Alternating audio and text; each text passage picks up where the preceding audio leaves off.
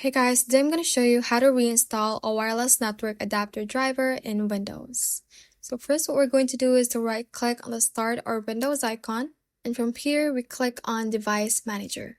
This window should pop up, and what we're going to do is to select network adapters right here and click on the little arrow beside it to open up the drop down options.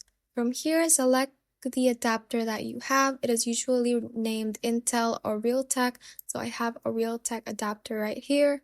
And once you have selected it, right click on it and click on Uninstall Device. From here, make sure to check Delete the driver software for this device and click on Uninstall.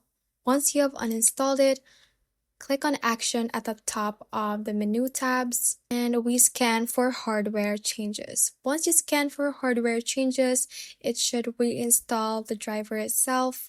And then what you're going to do is to restart your computer to fully have it functional again.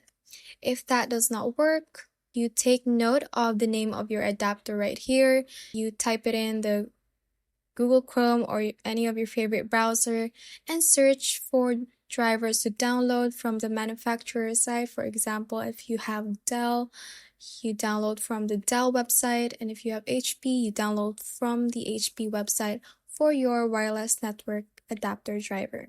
And that is how you can basically reinstall a wireless network adapter driver in Windows. Thanks for watching, and if you found this useful, hit that like button and subscribe for more videos like this.